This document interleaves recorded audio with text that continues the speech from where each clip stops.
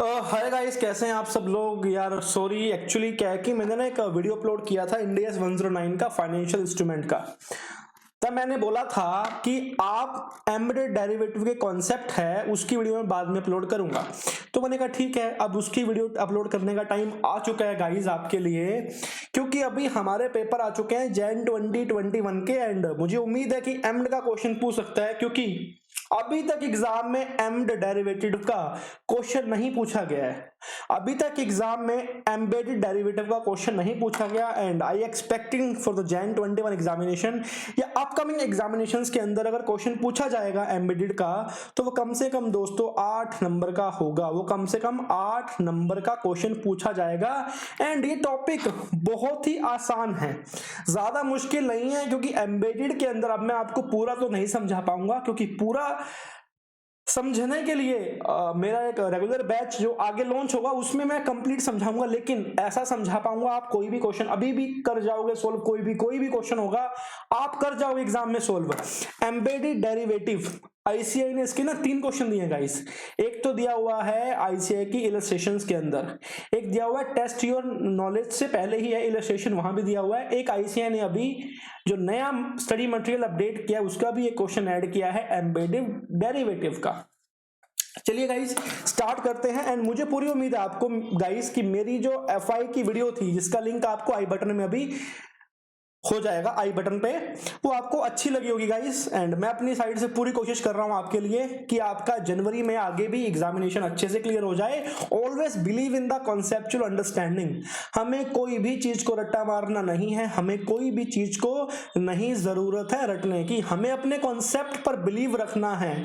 Love FR with Kartik is the perfect tagline. Kartik आपको समझाएगा FR, जिससे आपको एफआर से प्यार हो जाएगा। एंड बहुत ही इंटरेस्टिंग है ना, आसान लगनी स्टार्ट हो जाएगी। गाइस सीरियस हो जाओ, ये 20-25 मैक्सिमम मिनट की वीडियो चलेगी। अगर नहीं सीरियस हो ना अभी घुस जाऊंगा, फिर मत बोलना मुझे कि सर क्यों घुस गए, ठीक है ना। कुछ पाने के लिए कुछ खोना पड़ता है। एंड आपको अगर अच्छे नंबर लाने हैं तो कंसंट्रेशन रखनी पड़ेगी, पेपर आ रहे हैं, ठीक है ना। ख्याल करो यार। अरे नींद आ रही है क्या? चाय पी लो यार, कॉफी पी लो। सर हम चाय नहीं पीते, हम तो सब बहुत ही अच्छे वाले हैं, we don't like tea. Okay, चाय नहीं पीते बेटा, पानी पी लो, दूध पी लो, कॉफी पी लो, कुछ तो पियो। चलो स्टार्ट करते हैं, हंसी मजाक बहुत हो गया। Guys embedded derivative, embedded derivative, embedded derivative का मतलब गाइस क्या होता है? इंडियस बोलता कि एम्बेडेड डेरिवेटिव का मतलब होता है ऐसे कॉन्ट्रैक्ट, ऐसे कॉन्ट्रैक्ट जिनके अंदर डेरिवेटिव का कुछ पोर्शन हो। बहुत ही सिंपल बता रहा हूं, ऐसे कॉन्ट्रैक्ट जिनके अंदर डेरिवेटिव का कुछ पोर्शन हो, मतलब उसको हम बोले जाते हैं, हम उसको बोलते हैं होस्ट कॉन्ट्रैक्ट। कहता ऐसे कॉन्ट्रैक्ट जिसको हम बोलते हैं होस्ट कॉन्ट्रैक्ट, उसके अंदर एक पार्ट होता है, एक कंपोनेंट होता है जो होता है डेरिवेटिव नेचर का। उन दोनों को बोलते हैं हम एम्बेडेड डेरिवेटिव। कि मेन कॉन्ट्रैक्ट के अंदर एक छोटा सा कंपोनेंट जिसको हम डेरिवेटिव बोलते हैं वो छुपा होता है मेन कॉन्ट्रैक्ट के अंदर, हम जिसको बोलते हैं होस्ट कॉन्ट्रैक्ट, उसका नाम दिया जाता है एम्बेडेड डेरिवेटिव। और इंडियस क्या बोलता है? अगर एम्बेडेड डेरिवेटिव छोटा सा पार्ट है, ज्यादा बड़ा पार्ट नहीं है, अगर उसका बहुत ही छोटा सा पार्ट है, बहुत ही इनसिग्निफिकेंट है, तो आपको इसको सेपरेट करने की रिक्वायरमेंट नहीं है। तो आपको इसको सेपरेट करने की रिक्वायरमेंट नहीं है दोस्तों।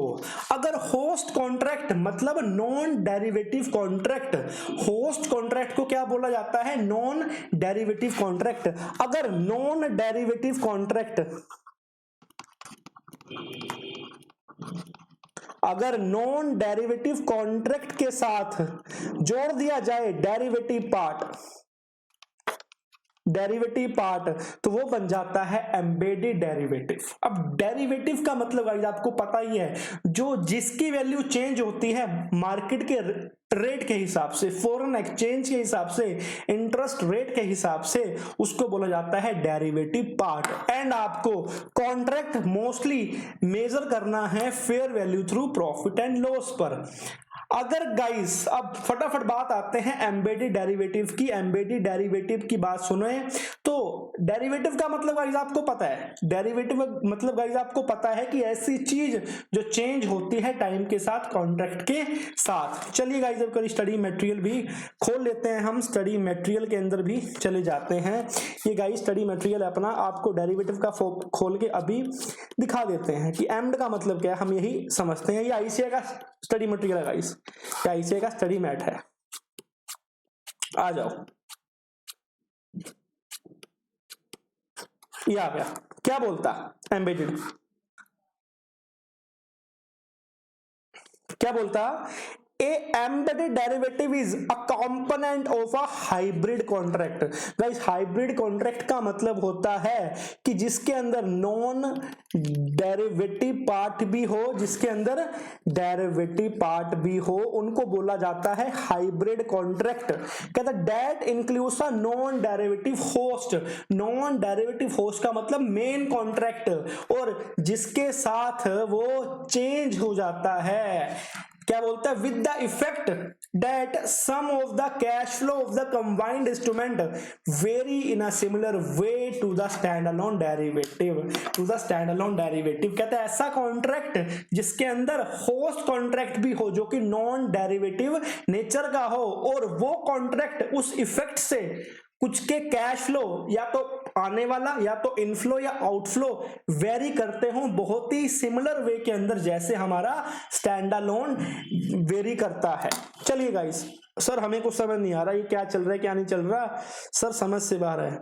गाइस एक बात ध्यान रखना, एम्बेडेड डेरिवेटिव के अंदर जो हमारी एंट्रीज होती है ना वो नोशनल होती हैं। गाइज एम्बेडेड डेरिवेटिव के अंदर जो अपनी एंट्रीज होती है ना वो नोशनल एंट्री होती हैं। सब नोशनल क्यों, नोशनल गाइज इसलिए होती हैं क्योंकि अगर वो डेरिवेटिव कॉन्ट्रैक्ट हो जाता, अगर वो डेरिवेटिव कॉन्ट्रैक्ट हो ही जाता वाक्य के अंदर, तो एम्ड की बात ही नहीं आती, तो एम्ड एम्बेडेड डेरिवेटिव की बात ही नहीं आती। इंडियस बोलता कि कोई ऐसे कॉन्ट्रैक्ट जिनके अंदर होस्ट कॉन्ट्रैक्ट के साथ, जिनके अंदर होस्ट कॉन्ट्रैक्ट के साथ कुछ एक कैश फ्लो में चेंजेस आने के आसार है फ्यूचर डेट के अंदर। कैसे आसार, जो सिमिलर करते हैं स्टैंड अलोन डेरिवेटिव के साथ। मतलब गाइस इसका मतलब ये क्लियर हो गया कि एम्बेडेड डेरिवेटिव की हम एंट्री नोशनल करेंगे। नोशनल क्यों करेंगे, क्योंकि उसके कैश फ्लो में चेंजेस होने के असर हमको दिख रहे हैं। अगर इसका पोर्शन बहुत ही छोटा सा हुआ तो हम इन दोनों को अलग अलग नहीं करेंगे, ये सेम टू सेम एक ही में अकाउंट रहेगा मेन कॉन्ट्रैक्ट के अंदर। लेकिन अगर ये होस्ट के साथ लिंक नहीं हो पाया और ज्यादा फर्क आ गया तो हमको सेपरेट करना पड़ेगा। सर ऐसे समझ नहीं आता, कुछ एग्जांपल देके समझाओ। गाइज आइए आपको एक एग्जांपल देते हैं। इसका एग्जांपल क्या है, गाइज आपने कॉन्ट्रैक्ट किया टू परचेज कार। आपने कॉन्ट्रैक्ट कर लिया कि भाई मैं बाहर से कार परचेज करूंगा। कहां से परचेज करोगे कार आप, यूएसए से। कब कॉन्ट्रैक्ट किया आपने, 1 जनवरी को। आपने 1 जनवरी को कॉन्ट्रैक्ट कर लिया कि मैं भाई यूएसए से कार परचेज करूंगा जिसका प्राइस है $50, जिसका प्राइस है $50। सर 50 रुपए के $50 की कौन गाड़ी देगा आपको, सर कोई भी गाड़ी नहीं देगा आपको। लेकिन ठीक है, हम एक छोटी सी कार परचेज करते हैं। कौन सी, छोटे बच्चा है, 1 साल का बच्चा है, उसके लिए कार है, बाहर से मंगवानी है। कितना रेट है, $50। कब कॉन्ट्रैक्ट कब किया, कॉन्ट्रैक्ट किया आपने 1 जनवरी को। और कार की आपको जो मिलने वाली है डिलीवरी, वो मिलने वाली है 30 जून को। सर कॉन्ट्रैक्ट कब किया, 1 जनवरी को। कार मिलने कब वाली है, 30 जून को। तो ऑब्वियस ही बात है सर, ऑब्वियस ही बात है। क्या ऑब्वियस ही बात है, आपकी फंक्शनल करेंसी कौन सी है, मैं तो हिंदुस्तान में बैठा हूं ना, मेरी करेंसी कौन सी है, मेरी करेंसी है गाइस रुपीस। एंड जो मैंने कार परचेज करी गाइस, उसकी कौन सी करेंसी है, डॉलर। तो दैट इज वाई हमारी तो फंक्शनल करेंसी ये बन गई और ये हमारी फॉरेन करेंसी हो गई। तो इसमें ऑब्वियस ही बात है, जो रेट आज 1 जनवरी को है ना, वो 30 जून को रेट सेम होगा, इसके चांसेस बहुत ही कम है, इसके आसार बहुत ही कम है गाइस। तो इसलिए क्या बोलता है कि 1 जनवरी से 30 जून तक, 1 जनवरी से 30 जून तक जो रेट में चेंजेस आएंगे, उससे क्या होगा, हमारा कैश फ्लो वेरी कर जाएगा। उससे क्या होगा, हमारा कैश फ्लो वेरी कर जाएगा। कैसे? फॉर एग्जाम्पल गाइस, जैसे कि आज 1 जनवरी को रेट था $1 इज इक्वल टू ₹50।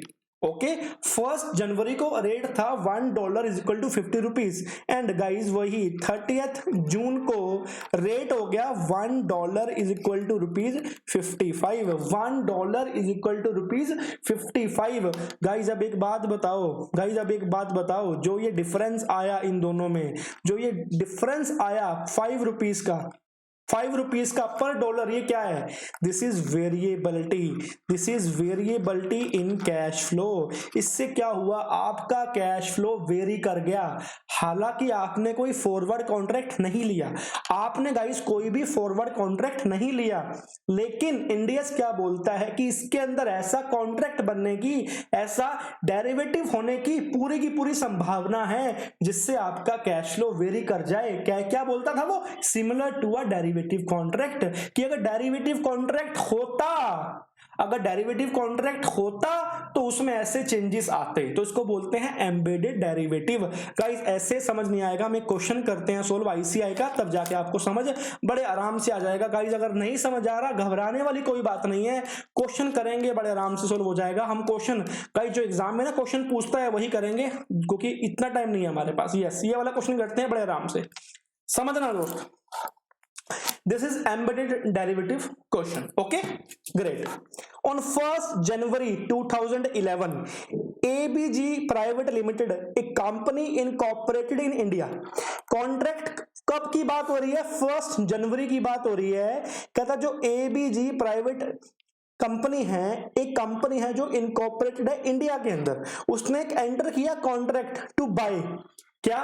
क्वेश्चन को ध्यान से पढ़ना है। To buy solar panels from A&A Associate, a firm domiciled in UAE, for which, ठीक है, delivery is due after 6 month, that is 30 जून। हमारे वाला एग्जांपल हो गया कि ये कंपनी है गाइस, हमारे वाला सेम एग्जांपल हुआ। क्या एग्जांपल हुआ? सेम एग्जांपल हुआ कि कंपनी है क्या? एबीजी, जिसकी फंक्शनल करेंसी क्या है? रुपीस। उसने कॉन्ट्रैक्ट किया, कहां पे कॉन्ट्रैक्ट किया? यूएई के अंदर। कहां से कॉन्ट्रैक्ट किया? यूएई के अंदर। क्या, किसके लिए? सोलर पैनल परचेज करेगी भाई। कौन परचेज करेगी? एबीजी प्राइवेट लिमिटेड बाहर से सोलर पैनल परचेज करेगी यूएई से, जिसकी डिलीवरी कब मिलेगी उसको? 30 जून तक। ठीक है। The purchase price of solar panels is $50 million. Guys ये कब का रेट है? गाइस ये 1 जनवरी को।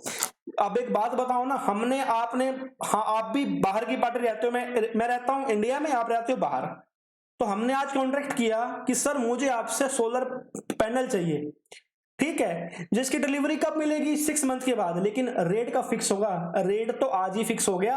आपने बोला कि भाई इतने के सोलर पैनल है, बात पक्की सर।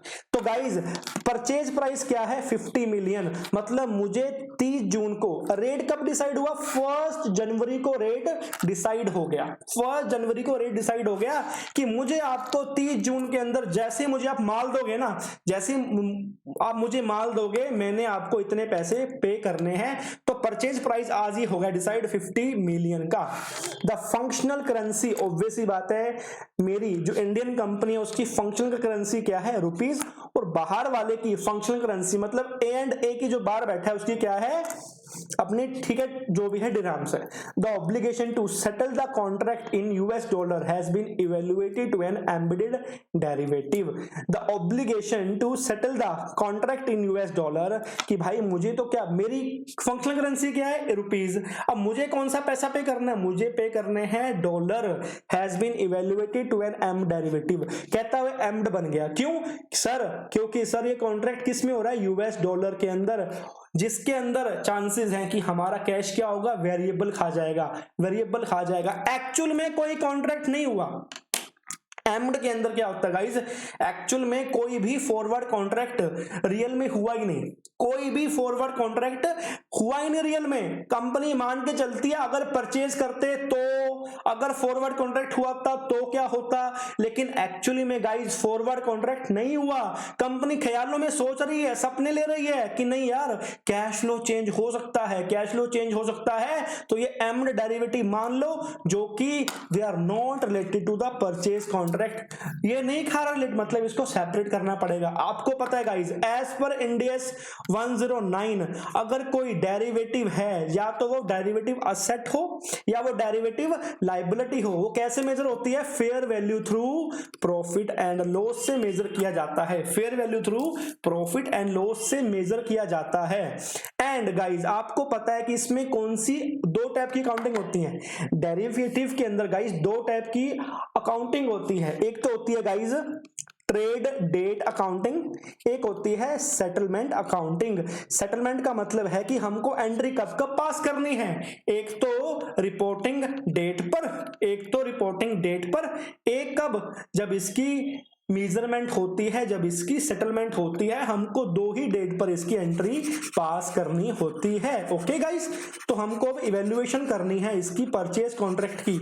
अब गाइस बहुत ही आसान सवाल है, क्या बोलता है, एनालाइज करके दिखाओ भाई, कहता है इसमें एम्ड डेरिवेटिव है तो हमको इसको सेपरेट करना पड़ेगा। अब एक बात बताओ, हमने पार्टी को पैसे कब पे करने हैं, 30 जून को पे करने हैं, तो 1 जनवरी को पार्टी के नाम की एंट्री होएगी, सर नहीं होएगी, इल्ला नहीं होती।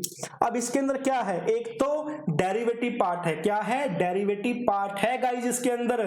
अब आपको पता है एंट्री कब हुई, क्या 1 जनवरी को कोई एंट्री होगी, एक बात बताओ, क्या 1 जनवरी को कोई एंट्री होगी, नहीं सर, क्योंकि क्यों, कारण क्या है सर, इसलिए सर कभी भी सर डेरिवेटिव की ना इनिशियल मेजरमेंट पे एंट्री नहीं होती, कब होती है, जब उसकी रिपोर्टिंग डेट आती है, जब उसकी रिपोर्टिंग डेट आती है ना सर, तभी एंट्री होती है किसकी, डेरिवेटिव की। अब एक बात बताओ, अगर मैंने आज फॉरवर्ड कॉन्ट्रैक्ट परचेज कर लिया, अगर मैंने आज फॉरवर्ड कॉन्ट्रैक्ट परचेज कर लिया, रेट क्या चल रहा है 65, रेट क्या चल रहा है 65। भाई बात सुनो, कंपनी क्या बोलती है कि स्पॉट रेट क्या है 60 रुपए, लेकिन अब कंपनी को आज तो पैसा पे नहीं करना, अगर कंपनी आज ही पैसा पे कर देगी तो कैश में चेंजेस का आया, चेंजेस तो कुछ आया ही नहीं, लेकिन कंपनी को पैसा कब पे करना है, 30 जून को पे करना है। तो कंपनी सोचती है भाई अगर मुझे 30 जून को पैसा पे करना है, कब सोच रही है, 1 तारीख को, 30 जून को पैसा पे करना है, तो रेट क्या होएगा,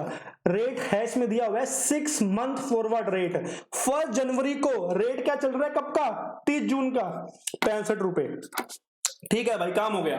कंपनी बोलती है कि भाई आज की तारीख को, आज मतलब 1 तारीख, 1 तारीख को गाइस कंपनी को पैसा कितना पे करना है, 65 रुपए। कंपनी ने एक estimation, this is like an estimation, this is estimation, company ने एस्टिमेशन लगा लिया।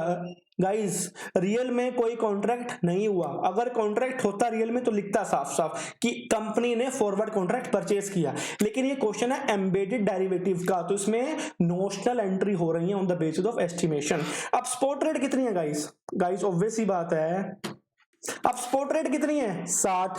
अब आज की डेट में 6 मंथ का क्या रेट चल रहा है 65, ओके 65, ठीक है सर, ओके।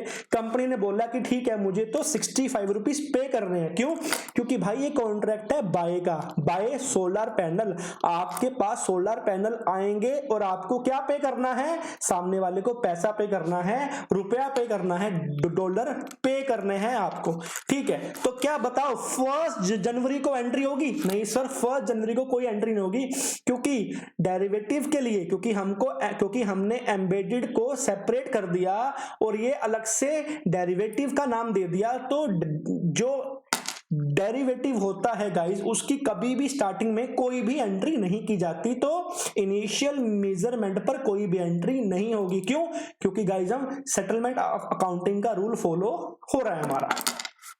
अब 31 मार्च गाइस इसमें नहीं दिया हुआ, अगर 31 मार्च होता तो हम एंट्री पास करते, लेकिन इसने नहीं दिया हुआ। अब हम सीधा आते हैं गाइस, अब हम सीधा आते हैं 30 जून को। 30 जून का आ गया दिन गाइस, 30 जून का आ गया दिन, तो 1 जनवरी को कोई एंट्री हुई नहीं सर, कोई एंट्री नहीं हुई। अब बात आती है 30 जून की। अब हम पहुंच चुके हैं 30 जून को गाइस। रेट क्या चल रहा है 30 जून को? एक्चुअल रेट, एक्चुअल रेट चल रहा है गाइस 66 रुपीज। रेट क्या चल रहा है? 66 रुपीज, 66 रुपीज रेट चल रहा है। अब कंपनी सोची बैठी थी 65 रुपए। अब कंपनी ने क्या सोचा था? कब? 1 तारीख को, कब? 1 जनवरी को क्या सोचा कंपनी ने कि मुझे कितना पैसा पे करना है $1 का।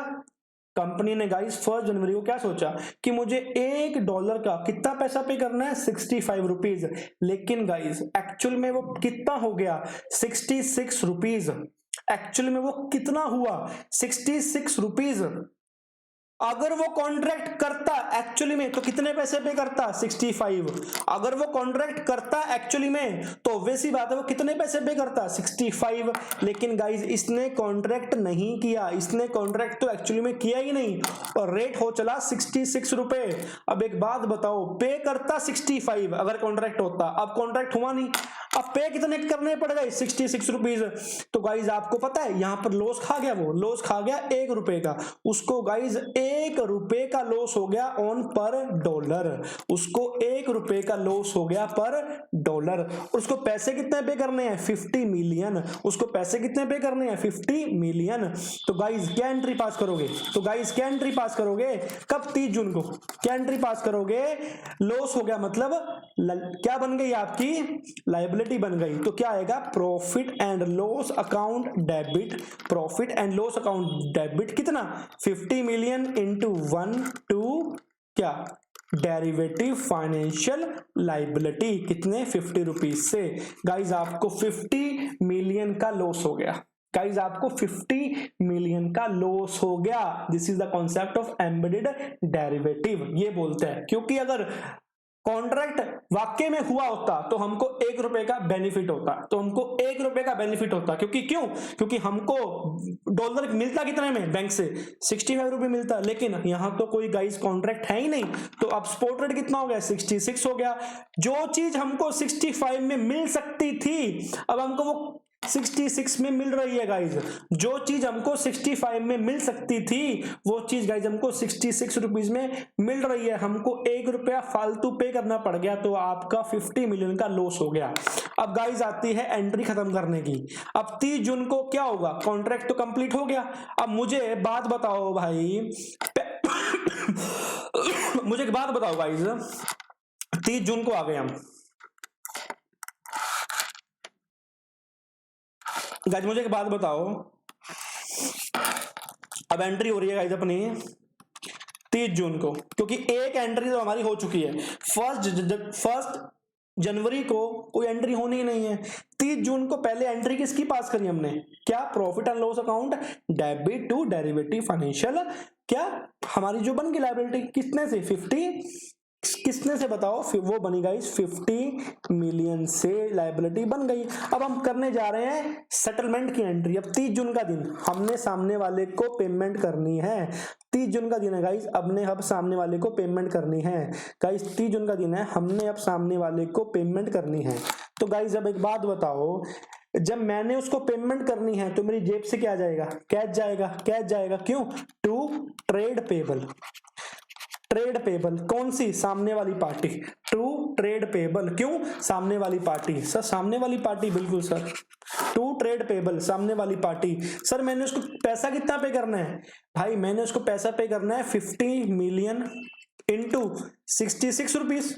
50, क्योंकि मैंने सामने वाले को कितना पैसा पे करना है आज की डेट में? 50 इंटू 66। कैलकुलेटर पे लेके आओ। ये बन गया 3300, ये बन गया 3300, ये बन गया 3300।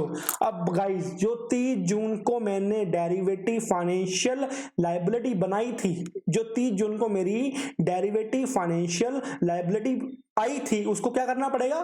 सेट ऑफ करना पड़ेगा ना। किसके साथ? एक्चुअली कॉन्ट्रैक्ट के साथ। क्योंकि हमको पता है सेटलमेंट अकाउंटिंग के अंदर, सेटलमेंट अकाउंटिंग के अंदर जो भी हमारा डेरिवेटिव असेट या डेरिवेटिव जो भी बनती है लाइबिलिटी, उसे मेन कॉन्ट्रैक्ट के साथ सेट ऑफ करना पड़ता है। तो अब क्या हो जाएगा यहाँ पे, डेरिवेटिव फाइनेंशियल लाइबिलिटी जो बनाई थी 50 की वो सेट ऑफ हो जाएगी।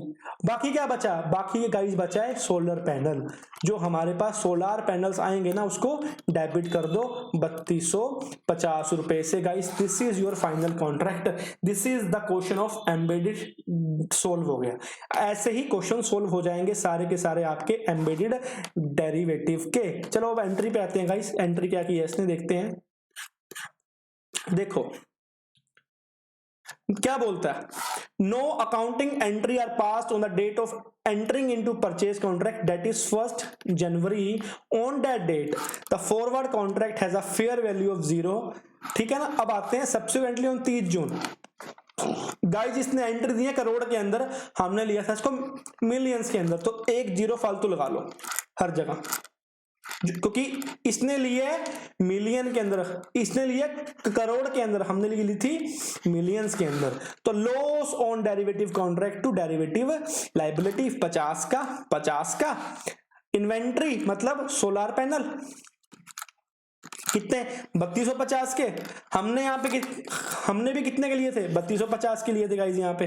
ओके, एंड डेरिवेटिव लाइबिलिटी को इसने बाद में सेट ऑफ कर दिया to trade payable. Trade payable क्या बन गए, 3250 प्लस 50 कितने हो गए, 3300 रुपए। हमने कितना लिया गाइस यहाँ पे, हमने स्टार्टिंग में ही 3300 मान के सोल्व कर दिया इसको। क्या बड़ी बात है guys, this is your embedded derivative question. Sir एक और कराओ ना, मजा आ जाएगा। लो गाइस आपके नाम पे ना अब एक और करा रहा हूं क्वेश्चन एम्बेडेड डेरिवेटिव का। ये वाला सवाल बड़े ध्यान से करना दोस्तों, सवाल ये वाला। चलो सवाल करते हैं ये वाला। एंटिटी ए गाइस वो था परचेज कॉन्ट्रैक्ट का, अब ये है सेल कॉन्ट्रैक्ट। अब इसके पास क्या होगा पता है, इसमें क्या होगा, अब इसके पास यूएसडी ना डॉलर आएगा, इसमें यूएसडी डॉलर आएगा, ठीक है ना, आएगा। क्या बोलता है, entity A an INR functional currency enter into a USD 1 million का sale contract on 1 January 2001 with entity B. इसकी भी क्या करेंसी है, functional, to sell equipment. A बोलती भाई अब मैं अपना इक्विपमेंट बेचने जा रही हूं, ए बोलता कि मैं अपना इक्विपमेंट सेल कर रहा हूं सामने वाले को। डेट क्या है, 30 जून, और कॉन्ट्रैक्ट का एंटर हुआ 1 जनवरी को। ठीक है गाइस, कोई दिक्कत वाली बात नहीं है। अब कॉन्ट्रैक्ट में कितना पैसा आएगा, एंटिटी ए के पास कितना पैसा आएगा, यूएसडी 1 2 3 4 5 6 1 मिलियन यूएसडी आएगा। अब गाइस वही बात है, ठीक है। क्या बोलता, स्पॉट रेट ऑन 1 जनवरी, आज की रेट क्या है 45, कोई दिक्कत नहीं है सर। स्पॉट रेट ऑन 31 मार्च की रेट क्या है 57। आपको पता है कि डेरिवेटिव की स्टार्टिंग में कोई एंट्री नहीं होती, फिर एंट्री कब होती है, रिपोर्टिंग डेट पर। एंट्री कब होती है, रिपोर्टिंग डेट पर, ओके ना। फिर कब होती है, सेटलमेंट डेट के ऊपर एंट्री, ओके। ये कब की रेट है, 31 मार्च की। अभी आ गई 3 मंथ फॉरवर्ड रेट ऑन 31 मार्च 45। कब की रेट है ये, 3 मंथ फॉरवर्ड, कब, 31 मार्च। अभी आ गई 6 month forward rate on 1 January 55 and spot rate on 30 June 60। Okay, assuming that the contract has an embedded derivative.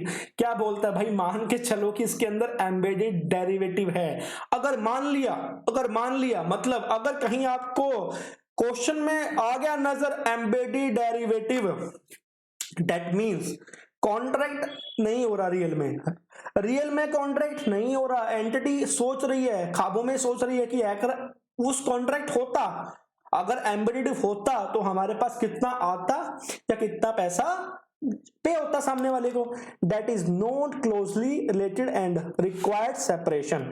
Separate करना पड़ेगा गाइस, आपको पता है कि सेपरेट होने के लिए आपको एम्बेडेड को अलग मानना पड़ेगा लाइक डेरिवेटिव, एंड वो हमेशा होता है fair value through profit and loss पर, जिसके अंदर सेटलमेंट अकाउंटिंग फॉलो होती है और उसके अंदर इनिशियली एंट्री नहीं होती। उसके बाद एंट्री कब होती है, रिपोर्टिंग डेट पर एंट्री होती है। फिर एंट्री होती कब है, जब सेटलमेंट हो जाती है। और जो भी हमारे पास उस सेटलमेंट डेट पर जो भी बैलेंस होता है डेरिवेटिव असेट का या हमारे पास लायबिलिटी का, वो बाद में सेटलमेंट डेट पर हम उसको सेट ऑफ हो जाता है, वो हमारे मेन कॉन्ट्रैक्ट के साथ। ओके, अब बताओ एंट्री, बताओ जर्नल एंट्री गाइस।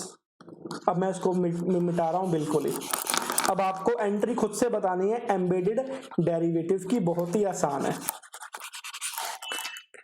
अब एक बात बताओ, आपने सामने वाली पार्टी को क्या करना है? आपने सामने वाली पार्टी से कॉन्ट्रैक्ट किसका किया? सेल का किया, कि भाई मैं अपना इक्विपमेंट सेल कर दूंगा, मैं अपना इक्विपमेंट सेल कर दूंगा, मुझे क्या चाहिए बदले में? मुझे यूएसडी डॉलर चाहिए 10 लाख। मतलब एंटिटी ए को क्या करने वाले हैं? मिलने वाले हैं यूएसडी डॉलर। ठीक है, अब इसमें कौन सा कॉन्ट्रैक्ट है? एम्बेडेड। तो सबसे पहले हम 30 जून तक ना यही करेंगे कि डेरिवेटिव का गेन या लॉस क्या आ रहा है, डेरिवेटिव का गेन या लॉस क्या आ रहा है, क्योंकि मेन अकाउंटिंग एंट्री जो हमने इक्विपमेंट सेल किया वो तो होगी कब? 30 जून को होगी, लेकिन कॉन्ट्रैक्ट आज ही बुक कर लिया, उससे क्या होगा? कैश में क्या आ जाएगी? वेरिएबिलिटी आ जाएगी। अब देखो स्पॉट रेट क्या है? 45 आज की, कोई बड़ी बात नहीं है गाइस। अब एक बात सुनो, 6 मंथ फॉरवर्ड रेट। अब 1 जनवरी को ए क्या सोचता? अब 1 जनवरी को सोचता कि 6 मंथ के बाद उसे कितना पैसा मिलने वाला है? 6 मंथ के बाद उसे कितना पैसा मिलने वाला है? सर उसको मिलने वाले हैं यूएसडी। किस रेट से मिलेंगे? ए सोचता भाई, कब सोचता? 1 जनवरी को, कि मुझे तो भाई 30 जून को पैसा मिलेगा 55 के हिसाब से।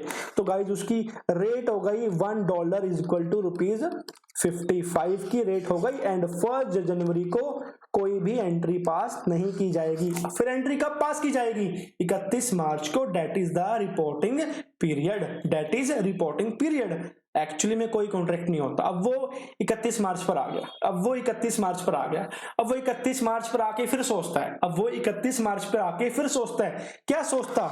कि अगर मैं 31 मार्च को कॉन्ट्रैक्ट करता, अगर मैं 31 मार्च को कॉन्ट्रैक्ट करता, अगर मैं 31 मार्च को कॉन्ट्रैक्ट करता, आ गया ना 3 मंथ फॉरवर्ड गाइस, आ गई ना। अगर मैं 31 मार्च को कॉन्ट्रैक्ट करता, कब का? 30 जून तक का, तो मुझे पैसे कितने मिलते? 45।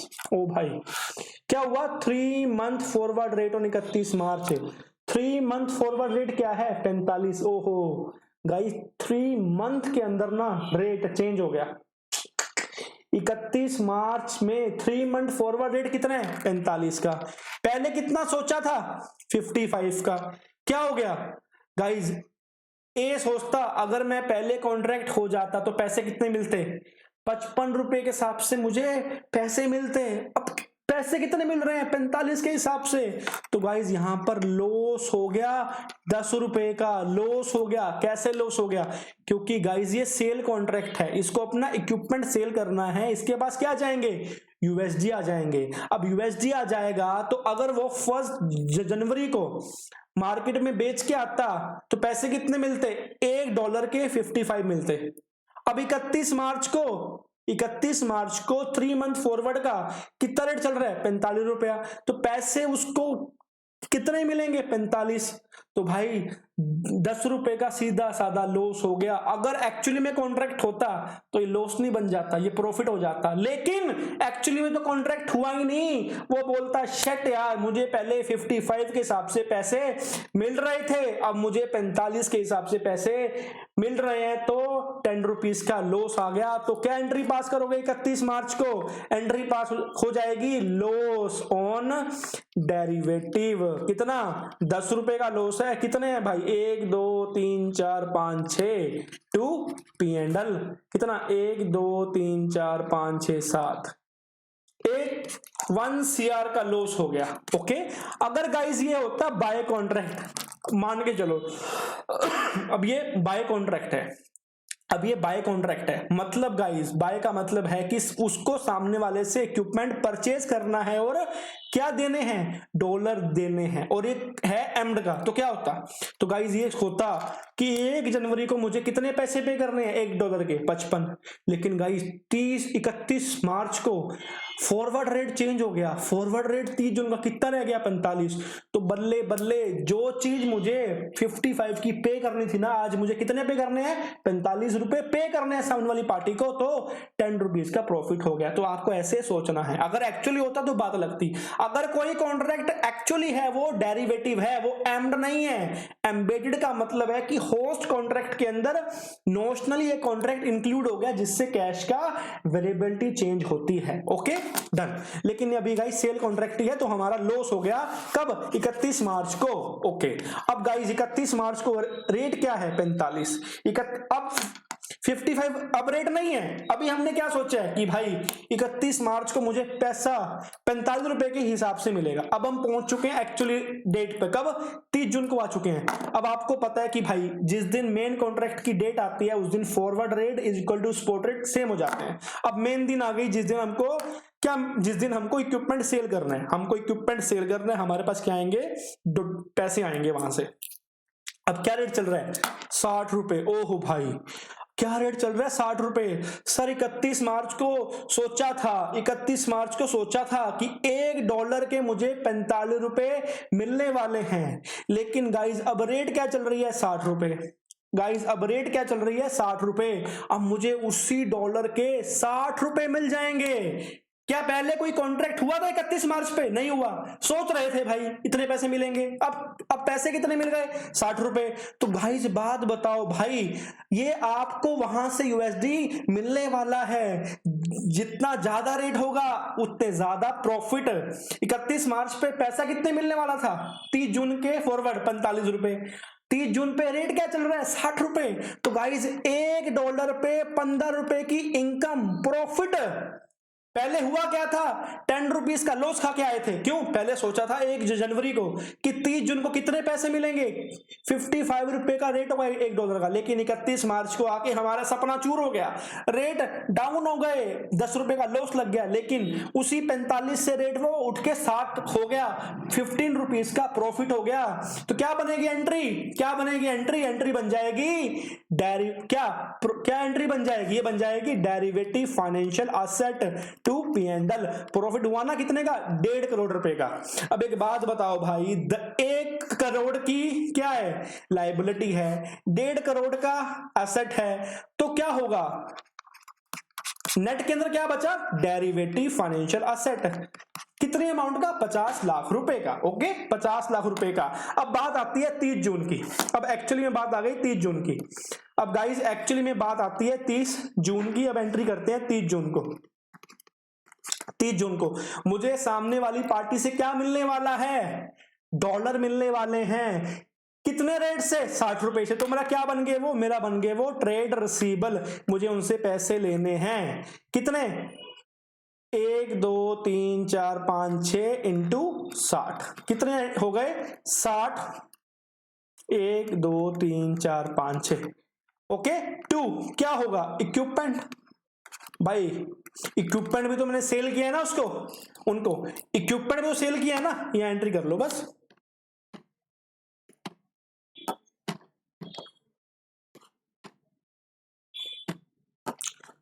यहां एंट्री करो, चलो होगा क्या, ट्रेड रिसीवेबल कितने, भाई ये हो जाएंगे हमारे 60 रुपए के हिसाब से कितने, 1 2 3 4 5 6 $10, $1 लाख कितने हैं, ठीक, ये आ जाएंगे हमारे। 2 जो हम डेरिवेटिव फाइनेंशियल एसेट बना के आए थे 50 लाख रुपए की, वो क्या हो जाएगी, रिवर्स हो जाएगी। 2 डेरिवेटिव फाइनेंशियल एसेट कितने की, 50 लाख की। 2 क्या बचा, इक्विपमेंट आपने सेल कर दिया, जो इन दोनों का डिफरेंस आएगा, ये ऑब्वियस ही बात है, आएगा 5 करोड़ 50 लाख और ये आ जाएगा 6 करोड़। ओके ये हो गया आपका एम डेरिवेटिव गाइस। अब आपको गाइस कोई नहीं रोक सकता, किसी भी टाइप का एग्जाम में क्वेश्चन आ जाए, आप तो नहीं मानने वाले, आप तो भाई सबकी फाड़ दोगे वहां पे। आ जाओ 1 जनवरी no entry to made, entry नहीं होगी।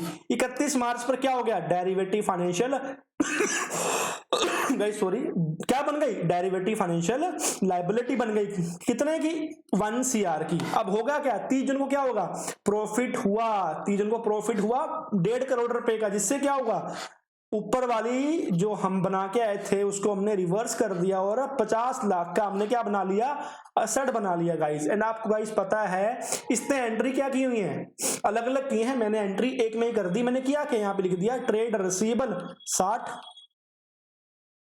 कैश 60 हो जाएगा ना, ये भी ट्रेड रिसीवेबल डेबिट 55, ये भी ट्रेड रिसीवेबल डेबिट कितना 50, क्या बन गया 60 बन गया।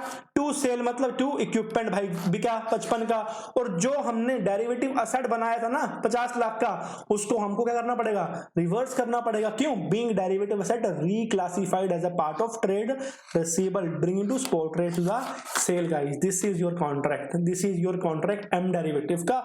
कोई भी गाइस क्वेश्चन आ जाए तो सोल्व हो जाएगा, मुझे पूरी उम्मीद है।